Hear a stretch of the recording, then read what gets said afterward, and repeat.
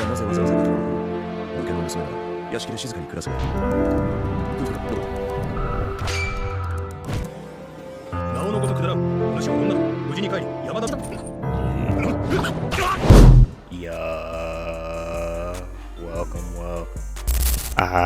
First thing I want to say is apologies. I've been slacking again, low key, but fortunately though, I have been watching anime to a degree, and it's mostly stuff like Soul Eater and Fire Force. But there's one that I've definitely got an urge to make a quick video on: Hell's Paradise. I've been seeing clips and edits of Hell's Paradise for a while now, and even some friends reached out to also recommend the anime in the past and recent times, but I just couldn't do it low-key. Like, I just didn't feel any vibes from what I saw at its base.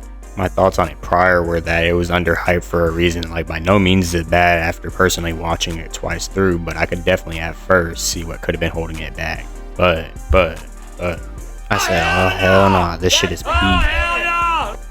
Like, the battle royale concept was scary at first because those types of anime definitely bore me, but once Uncanny Beasts and the Tensei get introduced, along with the prisoners and samurai building bonds and eventually teaming up for their common goals down the line, and the whole concept of this hellish paradise alone, like, I was convinced I had put this anime off for too long. But I'm definitely glazing and yapping. Let's move on to the episode 1 rant and meet a few characters. Episode 1 low-key was a little slow, but my main takeaway by the end is it's just a character build-up or introduction episode, which I don't see as bad or none, but it does contribute to the slow pace a little bit. Another thing that I did like was Gabimaru the Halu. This man's is tough. Like, being introduced like at his execution site, and better yet, being unharmed by the execution itself. Like, yeah, I was definitely already liking this nonchalant character. And bro is said to be emotionless, which fits his nickname Hollow, but seeing his further execution attempts through best girl Sagari Asamon, an executioner of the Asamon clan, and how he keeps resisting nonchalantly despite stating he has no will to continue living after being taken away due to a massacre that he committed within his village. So seeing this, Sagari calls him out on his BS, on having no attachment to life and all that, which he's lying about. And that escalates to them fighting, and through fighting she gets him to eventually admit to himself that he does have a piece of attachment to this life, and that's his love for his wife. So upon getting that out of him, Sagari flashes a pardon and gives him an opportunity to return to her if him or a number of other prisoners bring back this elixir of life. Only thing is, it's on this mysterious island labeled Heaven or just Shinseikyo. So he accepts the plea deal, which pisses off the other executioners, so him and Sagari have to take them out in a quick fashion and head out to Edo. And low-key, that's the end of episode 1 basically. I think it does a great job of building Gabimaru up as someone who is definitely empty, but somewhere within is his deep love for his wife, a love that'll literally carry him through hell and back just to see her again. And you already know I love romance anime.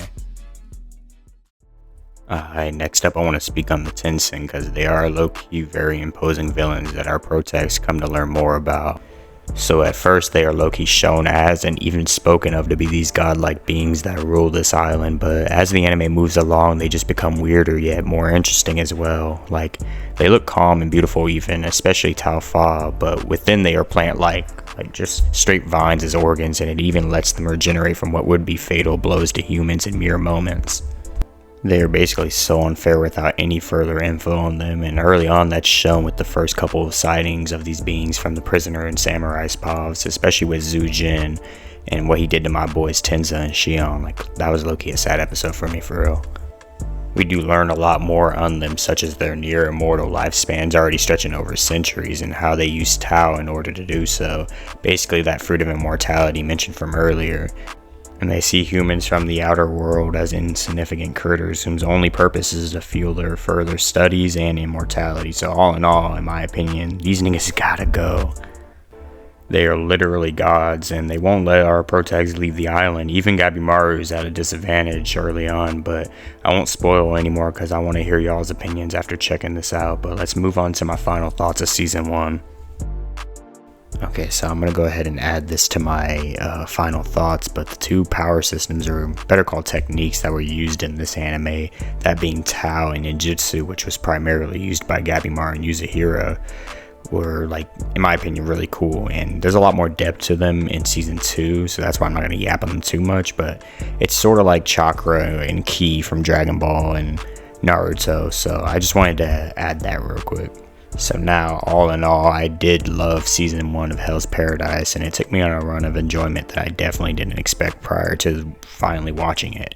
And I most definitely feel dumb putting it off as long as I did, but it might have actually been great timing since season 2 is still airing at the moment, and I think it has one more episode, so I'm eating good for real.